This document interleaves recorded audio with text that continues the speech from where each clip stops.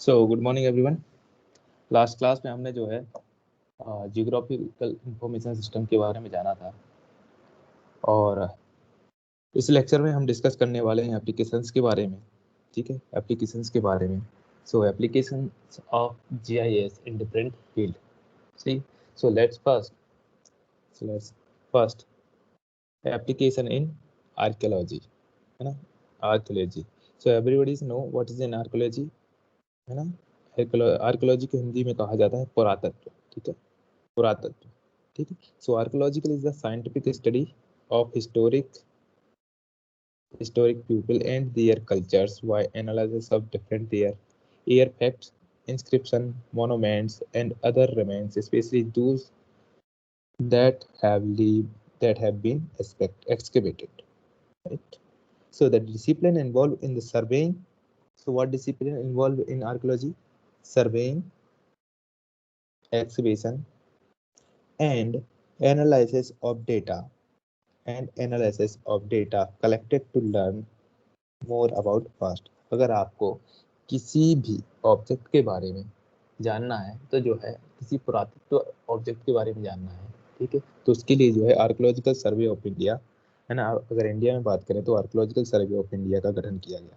ठीक है, वहीं वर्ल्ड का भी है ना। जहाँ कहीं भी आपको कोई पुरातत्व से रिलेटेड या फिर किसी भी ऑब्जेक्ट की कोई ओल्ड इन्फॉर्मेशन जाननी होती है तो आप क्या है पुरातत्व विभाग को कांटेक्ट करते हैं और साथ ही साथ जो है वहाँ के कुछ टीम आती है और जो है उस ऑब्जेक्ट के बारे में आइडेंटिफाई करती है और उसके बारे में इंफॉर्मेशन निकालने की कोशिश करती है।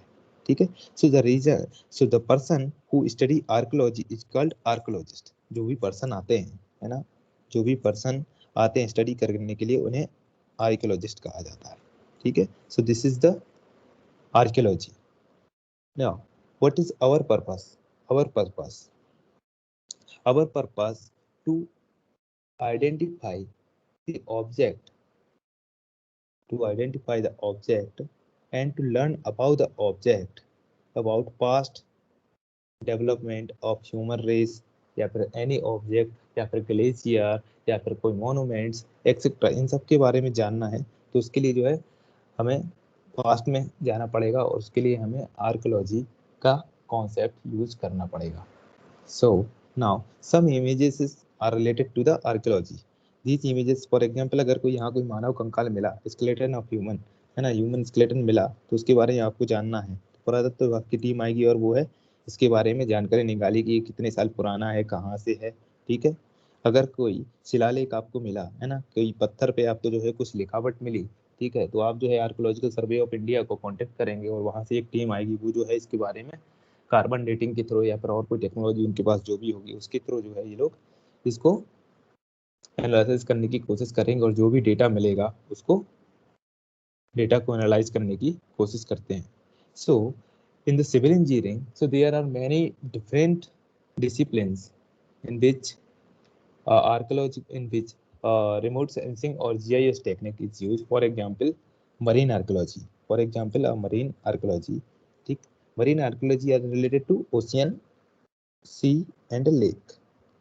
Is usually done under water. अगर कोई अंडर वाटर आपको कोई भी चीज जो है आइडेंटिफाई करनी है या फिर कोई भी शिप आपको, फॉर एग्जाम्पल कोई पुराना शिप आपको मिला है ना, किसी समुद्र में आपको कोई पुराना शिप मिला है, उसको आइडेंटिफाई करना है कि ये कहाँ का है, किस कंट्री का है, कब का इसका ओरिजिन है, ठीक है, क्या इसके पार्ट्स क्या क्या आपको मिले हुए हैं, इन सब के बारे में जानना हो तो वहाँ पे मरीन आर्कियोलॉजी यूज करते हैं। It refers to the archaeological investigation of the past ship.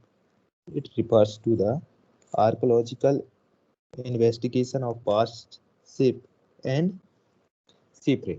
ठीक, now come to the next, ice patch archaeology. ठीक, in ice patch archaeology,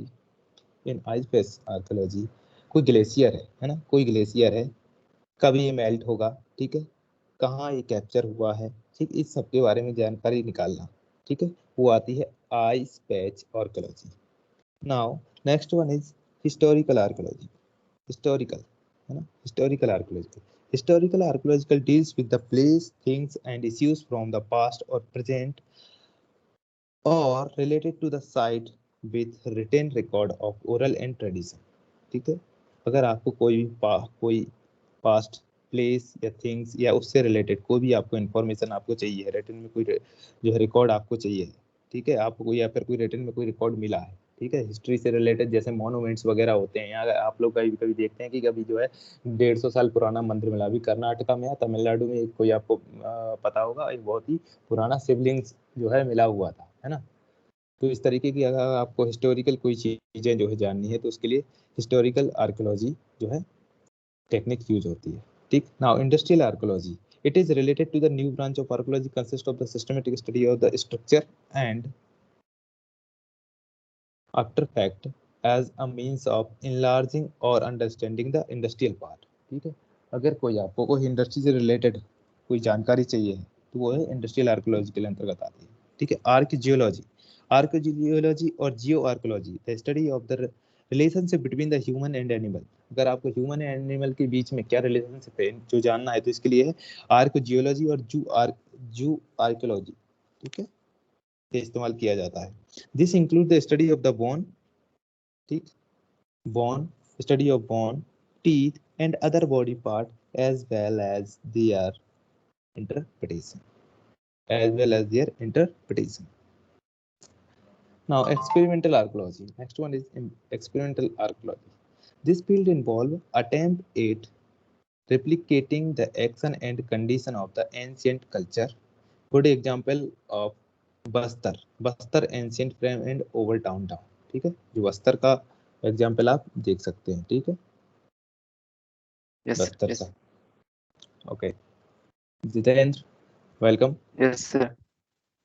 okay, now अरे सर हमें काफी टाइम से। ओके, मेथड क्या है? In this method, archaeological investigation usually involves several distinct phases and each of which employ its own variety of methods. For example, जैसे remote sensing, ठीक है, the various methods कौन कौन सी हैं? रिमोट सेंसिंग जो technique हम जो पढ़ रहे हैं ना, before actually starting to dig location, remote sensing can be use, है ना। आप गड्ढा खोदने से पहले कहीं भी आप जो है सर्वे करने जा रहे हो उसके पहले आप जो रिमोट सेंसिंग के थ्रू एरिया को सर्वे कर सकते हो। There are two type of remote sensing, मैंने लास्ट क्लास में बताया था, active and passive. I already discuss active remote sensing and passive remote sensing. And passive instrument detect natural energy that is reflected और emitted. Passive remote sensing वो होता है जहाँ पे सोर्स ऑफ एनर्जी कौन सी होती है? नेचुरल, जैसे सनराइज की बात करता हूँ, है ना, सनराइज की बात करता हूँ, ठीक है, जो नेचुरल सोर्सेस इन्वॉल्व होते हैं उसे पैसिव रिमोट सेंसिंग कहा जाता है। और जहाँ पे आर्टिफिशियल सोर्सेस इन्वॉल्व होते हैं, जैसे मैंने बताया था कि अगर लाइट का लैंप है उसके थ्रू आप इलेक्ट्रोमैग्नेटिक एनर्जी प्रोड्यूस कर रहे हैं, ठीक है, तो उसके लिए जो है एक्टिव सोर्स ऑफ एनर्जी कहा जाता है, ठीक है। So passive instrument sense only radiation emitted by the object being viewed or reflected by the or reflected from the object और सोर्स और इंस्ट्रूमेंट, जो भी एनर्जी उससे रिफ्लेक्ट होगी उसको डिटेक्ट किया जाएगा, उसके बारे में जो भी आपको इन्फॉर्मेशन मिलेगी वो आपको एक डेटा शीट के फॉर्म में मिलेगी। And where is in active instrument emit energy and recorded what reflected, है ना, जैसे सैटेलाइट इमेजनरी, है ना, ठीक, जैसे satellite imagery is example of passive remote sensing, ठीक है। सैटेलाइट इमेजरी में क्या होता है? पैसिव रिमोट सेंसिंग में क्या है, जो भी इलेक्ट्रोमैग्नेटिक एनर्जी होती है वो कौन सी होती है? वो सन होती है, ठीक है, सन सोर्स होता है और जो भी सन से एनर्जी आती है वो कौन सी है? इलेक्ट्रोमैग्नेटिक होती है, ईएम, है ना। तो ये बेसिकली जो है ये आप क्या करने से पहले, फील्ड में जाने से पहले आपने रिमोट सेंसिंग के थ्रू किया हुआ है, ठीक है, राइट। तो सेकंड थिंग इज आप चले गए फील्ड में, है ना, the archaeological project that continues with the field survey, है ना, आप फील्ड में जा रहे हैं, है ना। Regional survey that attend to the systematically previous unknown sites in the region, sites survey in the attempts to specially systematically locate features और nearest such as houses है या कोई midden है, within site है कि outside site है ना। each of those sites are goal to be accomplished with the largely with the same method। field survey में now what you are going to do, आप क्या करने जा रहे हैं? फील्ड में जा रहे हैं, जो भी आपको साइट विजिट करनी है उसकी लोकेशन है मार्किंग आपको करनी है कि ये इसके नियर बाय जो है क्या क्या था, क्या क्या अभी है, ठीक है। साथ ही साथ उससे रिलेटेड जो भी आपको चीजें मिल रही हैं फील्ड पे देखने को, है ना, जो भी है आप अपने डेटा शीट में रिकॉर्ड करते जा रहे हैं साथ ही साथ, ठीक है, ठीक। आप फील्ड पे पहुंच गए, उसके बाद क्या करते हैं? आप एक्सिबिशन करते हैं, है ना, what you will do, exhibition, ठीक। It can release in archaeology, exhibition is the exposure, processing and recording of the archaeological remains, ठीक है। An exhibition site or dig is a site being studied several type of information usually not accessible to survey. जो आपको local सर्वे में है ना, आपने जो भी रिमोट सेंसिंग सर्वे में आपको जो चीजें नहीं मिल पा रही थी है ना, आपने रिमोट सेंसिंग में क्या किया था, इलेक्ट्रोमैग्नेटिक एनर्जी के थ्रू आपने जो भी आपको दिख रहा था आपने वो जाना था। अब क्या कर रहे हैं आप, जो है एक गड्ढा खोद रहे हैं, डिग कर रहे हैं है ना, साइट पे पहुंच गए, आपने जो है एक्सिबिशन शुरू किया। ठीक है, एक्सिबिशन शुरू करने के बाद आपको जो चीजें नहीं दिख रही थी अब वो दिखने लगी हैं। इसका मतलब है आपको 3 डायमेंशनल व्यू जो है आपको मिलने लगे हैं किसी भी स्ट्रक्चर के। ठीक है, अगर कोई पुराना मंदिर है सर अभी कर्नाटक, सर क्या होता है सर? क्या सर ये सर होता क्या है सर? एक्सकवेशन क्या होता है सर? एक्सकवेशन होता है क्या? एक्सिबिशन का मतलब है खुदाई। ठीक है, खुदाई, खोदना। Yes sir. ठीक है ना, खुदाई आप कर रहे हैं यहाँ पे। ठीक है, एक्सिबिशन कर रहे हैं। ठीक है, कोई हाँ साइट आपको मिली है, अभी तक क्या था आपने रिमोट सेंसिंग और जीआईएस में क्या किया, इलेक्ट्रोमैग्नेटिक एनर्जी के थ्रू आपने जाना ऑब्जेक्ट के बारे में। ठीक है, अब आप साइट हाँ पे पहुंच गए, फील्ड हाँ सर्वे करने पहुंच गए, फील्ड सर्वे करने पहुंच हाँ गए सर तो आप होता है। जहाँ पे जा रहे हैं तो वहाँ पे खुदाई करनी पड़ेगी आपको, है ना। ठीक है, उस ऑब्जेक्ट के बारे में अच्छा आपको सर, जानना, अगर कोई सर उसमें देख के हम्म, सर उसमें देख के किया जाता है सर? इसमें खुदाई करके किया जा रहा है? हाँ, उसमें आप जो है केवल उसका जो है 3 डायमेंशनल व्यू नहीं देख पा रहे हैं ऑब्जेक्ट का रिमोट सेंसिंग हाँ में, बट आप जो है एक्सिबिशन जब हाँ फील्ड में पहुंच गए तो आपके सामने ऑब्जेक्ट है। ठीक है, तो उसका आप 3 डायमेंशनल व्यू देख सकते हो। ठीक हाँ है, अगर सर। कोई पुराना पुराना मंदिर मिला है तो आप जो उसको खोज सकते हो, देख सकते हो कि जो कितने साल पुराना है, सारी चीजें। बट रिमोट सेंसिंग में आपको पता चलेगा कि कोई ऑब्जेक्ट हमें मिला है, बस ये नहीं पता चलेगा कि कौन सा ऑब्जेक्ट हाँ, है ना, या फिर क्या उसके ठीक फीचर्स हैं। बट आप जब आप फील्ड में पहुंचोगे, उसकी खुदाई करोगे, ठीक है, तभी आपको पता चलेगा कि जो है ये मंदिर है या फिर कोई घर है या क्या है। ठीक है, ठीक।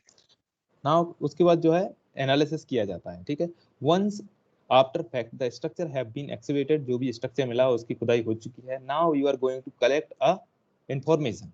ठीक है, इंफॉर्मेशन फ्रॉम द ऑब्जेक्ट। ठीक, so this process is known as post exhibition analysis. खुदाई के बाद जो भी एनालिसिस किया जाएगा वो कहलाता है post exhibition analysis, and usually the most consuming part, time consuming part of archaeological investigation. ठीक है, सबसे ज्यादा टाइम कंज्यूमिंग यही होता है। क्यों, अब आपको एक एक चीज के बारे में जानना है, एक एक ऑब्जेक्ट के बारे में जानना है, तो टाइम बहुत ज्यादा लगेगा। ठीक है, it is uncommon for final exhibition report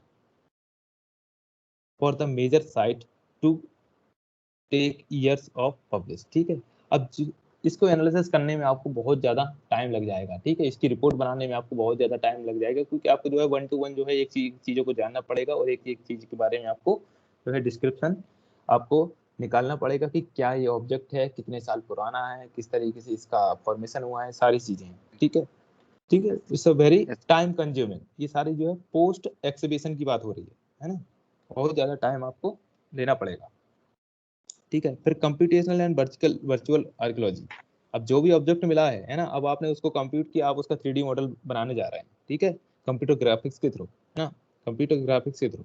ठीक है, computational and virtual archaeology, computer graphics are now used to build the 3D models of the site. अगर कोई मंदिर मिला है आपको, है ना, अगर कोई मंदिर मिला यस है सर। तो आप उस मंदिर का जो है 3D व्यू बनाने जा रहे हैं। ठीक है, ठीक, एंड डेटा माइनिंग। ठीक है, लार्ज बॉडीज ऑफ आर्कोलॉजिकल, है ना, अगर आपको कोई मिलता है तो आप उसको फाइंड कर सकते हो, है ना।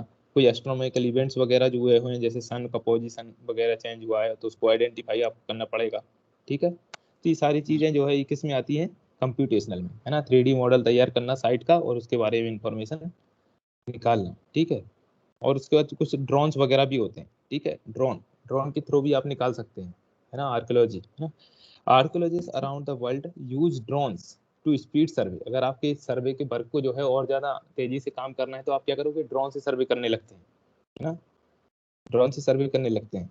ठीक है, ठीक, फॉर एग्जांपल यस सर। जैसे अभी जो लेटेस्ट ही जो अभी तूफान आया है ना, चक्रवात अभी जो आया है हाँ लेटेस्ट सर। ही, उसका नाम क्या है ना, लेटेस्ट साइक्लोन हाँ जो है सर। इंडिया में, बताइए हमें। सर जो अभी अभी आया है सर, सर गोवा साइड में, गोवा और इधर। हाँ, पूरा जो है हमारे वेस्टर्न में आया हुआ है, बताइए हाँ क्या नाम है इसका। हम्म, सर चक्रवात है, लेकिन सर उसमें ताउते। ठीक है, हाँ ताउते, सर। है ना, यस सर। ताउते, आपको पता होगा इसके बारे में। हाँ, ताउते, ठीक है, ताउते जिसका नाम है। तो अपना जो इंडिया है, अपना जैसे अगर ये इंडिया है, ठीक है, तो हमारा जो वेस्टर्न कोस्ट है पूरा yes, ये वाला, ठीक है, इस वाले रीजन में आया है हाँ, पूरा, ठीक है। सर, तो यहाँ गुजरात, फिर महाराष्ट्र, कर्नाटका, ठीक है, और ये हमारा किसको, केरला को, है ना, केरल को पूरा अफेक्ट कर रहा है, ठीक है। तो अभी केरल में लेटेस्ट हाल ही में केरल में आया है, और आज जो है, आज कितनी सर है, टुडे 17, केरल में 17, 18, 19, हाँ सर गुजरात तक आ गया ना सर, गुजरात में सर, गुजरात, गुजरात हाँ हाँ हाँ हाँ, ये पूरा मैंने बताया, इन 4 राज्यों में, 4-5 राज्यों तक जो है आगे हिट कर गया है, ठीक है। ठीक है, ये सारी चीजें जो है पता चली, कैसे चली, है ना, ये पोस्ट स्टडी मिली, ड्रोन है से ना, ड्रोन ठीक। आइदर इन्होंने ड्रोन टेक्नोलॉजी, या फिर आईएमडी जो है, इंडियन मेट्रोलॉजिकल डिपार्टमेंट क्या है, सर्वे करता रहता है, ठीक है। तो सर्वे के थ्रू जो है इनको पता चली है, ठीक है। तो ड्रोन जो है वो भी एक टेक्निक है सर्वे की, है ना, बट ये जो टेक्निक है स्पीडी, अगर आपको सर्वे करना है तो उसके लिए यूज होती है, ठीक है। अगर आपको बहुत ही जल्दी सर्वे करना है तो उसके लिए यूज होती है, बट नॉट एक्यूरेट, डेटा नहीं मिलेगा इसमें आपको, ठीक है, एक्यूरेट डेटा आपको नहीं मिल पाएगा, ठीक। So this is all about the archaeological, पुरातत्व विभाग के बारे में अगर आपको जानना है तो वहाँ पे रिमोट सेंसिंग और जीआईएस टेक्नोलॉजी यूज होती है, और हमने उसके साथ डिफरेंट डिफरेंट देखे कि क्या क्या स्टेप्स इन्वॉल्व हो सकते हैं, ठीक है, राइट। यस। ठीक, चलिए, जो नेक्स्ट एप्लीकेशन जो है वो है इन जियोलॉजी, राइट, जियोलॉजी, ठीक। अगर आपको कोई जो है जियोलॉजिकल साइट जो है इन्वेस्टिगेट करनी है तो वहाँ पे जो है यूज कर सकते हैं आप, ठीक है, इन जियोलॉजी, ठीक है। अगर आपको कोई भी जियोलॉजिकल साइट को इन्वेस्टिगेट करना है तो वहाँ पे भी आप जो है रिमोट सेंसिंग टेक्निक को, या फिर जियोग्राफिकल जीआईएस टेक्निक को आप यूज कर सकते हैं। So geology is the science which deals with the physical structure of the earth and their history and process which act on them, ठीक है। ये पूरी प्रोसेस है, ठीक, जो कि फिजिकल स्ट्रक्चर है अर्थ का, उसके बारे में जानना, ठीक है। In this study of the rock in the earth crust, ठीक है, people who study the geology is called geologist. जो भी पीपल होते हैं जो जियोलॉजी को पढ़ते हैं, या फिर जो साइंटिस्ट होते हैं, उन्हें क्या कहा जाता है, जियोलॉजिस्ट कहा जाता है। सो geologist study minerals and the useful substance the rock contain such as ores and fossil fuels. Geologist also study the history of the earth. जो भी जियोलॉजिस्ट हैं वो जानेंगे कि जो भी अर्थ रॉक है ना, उसका पेरेंट मटेरियल क्या है, वो किस और से ऐसे मिलके बनी है, या फिर क्या उसमें फॉसिल फ्यूल है ना, या फिर जीवाश्म है ना, जीवाश्म किन जीवाश्म से मिलके बनी है, ठीक है, ठीक। और साथ ही साथ ये कितना पुराना है, इसकी हिस्ट्री क्या है, इसकी हिस्ट्री क्या है, इतिहास क्या है, ठीक, इसके बारे में ये बताते हैं, ठीक है। Importance of geology in civil engineering. So geology provides a systematic knowledge of construction, composition, durability and other properties. ठीक है, फॉर एग्जाम्पल की बात कर सकते हैं, construction material is building stones, road metal, clay, limestone and etcetera, ठीक है। जो भी कंस्ट्रक्शन मटेरियल है उसका, स्टोन्स के बारे में अगर आपको जानना है तो स्टोन क्या है, ठीक है, उसका कंपोजिशन क्या है, उसकी प्रॉपर्टीज क्या है, इन सब के बारे में आपको इंफॉर्मेशन देता है, ठीक है, जियोलॉजी, है ना। कि अगर कोई बिल्डिंग स्टोन, कोई स्टोन जो है आप कंस्ट्रक्शन एक्टिविटी में यूज करना चाह रहे हैं तो स्टोन के बारे में, कौन सा स्टोन है, ग्रेनाइट है कि बेसाल्ट है, इसके बारे में कौन बताएगा, जियोलॉजी बताता है, ठीक है। उसकी स्ट्रेंथ कितनी होनी चाहिए, उसका हार्डनेस, कोफिशिएंट ऑफ हार्डनेस क्या है, ठीक है, ये सारी प्रॉपर्टी कौन बताएगा, जियोलॉजी बताएगा। इज दैट क्लियर, इतना क्लियर है? Yes sir. Yes, Okay. sir. The knowledge of the geological work of natural agencies such as water, ice, earthquake help in planning and carrying out the major civil engineering work, ठीक है। अब जो भी rock आपको मिली हुई है ना, जो भी जियोलॉजिकल रॉक्स आपको मिली हुई है उसका फॉर्मेशन किस तरीके से हुआ है, किस एजेंसी के थ्रू हुआ है, नेचुरल सोर्सेस है कि आर्टिफिशियल सोर्सेस है, वाटर के थ्रू हुआ है कि विंड के थ्रू हुआ है ना, या फिर अर्थक्वेक ने कोई रोल प्ले किया इसके फॉर्मेशन में, ठीक है। In the planning and carry out a major civil engineering. अगर इस तरीके से कोई रॉक्स बनी है, ठीक है, तो वो किस तरीके की सिविल इंजीनियरिंग स्ट्रक्चर्स के लिए जो है इंपॉर्टेंट होगी, ठीक, इन सब के बारे में स्टडी की जाती है, ठीक है। For example the knowledge of erosion, transportation and deposition helps greatly in solving the expensive problem of river control, coastal and soil conservation, है ना। जैसे कि इरोजन होना, किसी भी सॉइल का इरोजन होना, उसका ट्रांसपोर्टेशन होना एंड डिपोजिशन होना, ठीक है, ये किस में हेल्प करता है, रिवर कंट्रोल करने में।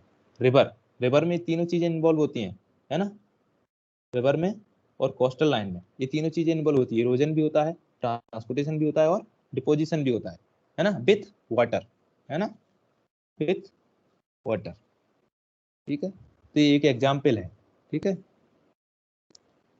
Now different type of rocks के बारे में, है ना, डिफरेंट टाइप ऑफ रॉक्स कौन कौन सी हो सकती हैं जो आपको पता चलेगा। देखो इतना डिटेल में जाने की जरूरत नहीं है, जितना मैंने अभी तक बताया है ना, इतना काफी है, जियोलॉजी में किस तरीके से यूज होना है ना। बट आपको डिफरेंट टाइप ऑफ रॉक्स के बारे में पढ़ना है तो बेसिकली रॉक्स जो है वो 3 टाइप की होती है, इग्नियस, सेडिमेंट्री एंड मेटामॉर्फिक, है ना। Basically 3 type of rocks, igneous, sedimentary and metamorphic. Igneous rocks are form due to solidification of molten magma. जो भी हमारा मैग्मा होता है, पिघला हुआ लावा होता है, उसके जमने से, सॉलिडिफिकेशन से जो रॉक फॉर्म होती है उसे इग्नियस रॉक्स कहा जाता है, ठीक है, उसे इग्नियस रॉक कहा जाता है, ठीक। And weather sedimentary rocks are form due to sediments, है ना, सेडिमेंटेशन के कारण जो फॉर्म होती है, ठीक है। Sedimentation of the small solid pieces of clay, sand and animal debris moved by the wind और वाटर, है ना। क्या हुआ कि एक जगह से यहाँ से ट्रांसपोर्ट हो गए, किसी दूसरी जगह डिपॉजिट हो गए, ठीक है, यहाँ डिपॉजिट होकर जो रॉक्स बनाएंगे, है ना, सेडिमेंट्स होकर जो रॉक बनाएंगे वो सेडिमेंट्री रॉक्स कहलाती है, ठीक है। और सेडिमेंट्री रॉक्स का एग्जाम्पल बताएगा कोई, सेडिमेंट्री रॉक्स का example, limestone, sandstone, these are the example of sedimentary rock, ठीक है। is that clear? now metamorphic rock क्या होती हैं? metamorphic rock are formed due to change in heat and pressure, है ना, due to change in heat and pressure. Sometimes and igneous or sedimentary rocks may be heated under the ground so that its temperature and pressure may change. So metamorphic rocks often harder than the parent rock, है ना। जो metamorphic rock होती है वो parent rock है ना, जो भी इग्नियस और सेडिमेंट्री रॉक्स हैं, है ना, अगर इनमें कहीं भी टेम्परेचर और प्रेशर को क्रिएट जो है प्रेशर का दबाव पड़ता है, इसके कारण जो भी नई रॉक बनती है ना, जो भी उसके स्ट्रक्चर में चेंज आएंगे, ठीक है, वो स्ट्रक्चर में जो चेंज आएंगे वो पेरेंट रॉक से सेम भी हो सकते हैं और डिफरेंट भी हो सकते हैं। इस कहने का मतलब है पेरेंट रॉक से हार्ड भी हो सकते हैं और सॉफ्ट भी हो सकते हैं, ठीक है। तो जो rock different under pressure and temperature पे फॉर्म होती है वो कहलाती है मेटामॉर्फिक रॉक कहलाती है। मेटामॉर्फिक का एग्जांपल देखेंगे तो कौन सा है, मार्बल, सब जानते होंगे मार्बल, आप लोग जानते हो जो घर में मार्बल यूज करते हो, है ना, मार्बल आप लोग यूज करते हैं, वो आती है मेटामॉर्फिक रॉक में। तो this is all about the classification of rock, right. Yes, sir. There is no need to go deep about the structure geology, है ना, इसमें जाने की जरूरत नहीं है, पेट्रोलॉजी, है ना, these are the part of geology, है ना, फिजिकल जियोलॉजी, है ना। आप इंटरनल स्ट्रक्चर ऑफ अर्थ के बारे में जानते थे, जानना चाहते हैं तो वो कहलाता है फिजिकल जियोलॉजी, है ना। पेट्रोलॉजी, है ना, petrology the branch of geology that studies the origin, composition and distribution of structure, है ना, ओरिजिन कहाँ से हुआ है, क्या क्या कंपोजिशन है, अगर इसके बारे में जानना है तो वो कहलाता है पेट्रोलॉजी, ठीक है। स्ट्रक्चर जियोलॉजी, स्ट्रक्चरल, है ना, स्ट्रक्चरल बिहेवियर क्या है किसी भी रॉक्स का, ठीक है। Structure geology is the study of the 3 dimensional distribution of the rock, है ना, कि उसका डिप क्या है, डिप का डायरेक्शन क्या है, स्ट्राइक क्या है, ठीक है, उसमें कहाँ अनकन्फॉर्मिटीज है, कहाँ डिसकन्फॉर्मिटीज है, ठीक है, उसमें फोल्ड कहाँ पे हुए हैं, कहाँ पे उसमें फॉल्ट जनरेट हुए हैं, this comes under the structural geology, ठीक है। सो बेसिक जियोलॉजी के बारे में बता दिया मैंने कि रिमोट सेंसिंग और जीआईएस का एप्लीकेशन जो है जीआईएस में किस तरीके का है, ठीक है। तो बेसिकली जियोलॉजी के बारे में हमने बताया है ना, किसी भी ओल्ड रॉक के बारे में इंफॉर्मेशन निकालना, ठीक है, with the help of remote sensing and GIS, this comes under the geology, है ना, application of geology in application of remote sensing in geology, ठीक। और जो भी मैंने एप्लीकेशंस हैं वो मैंने जो है गूगल क्लासरूम में मैंने शेयर किए हुए हैं, है ना। एप्लीकेशन इन म्युनिसिपैलिटी, है ना, मैप रिवीजन, आर्कियोलॉजी, यस। ठीक। ठीक, आप लोग इनको जो है देख लीजिएगा, ठीक। मैंने जो है गूगल क्लासरूम में शेयर किया हुआ है।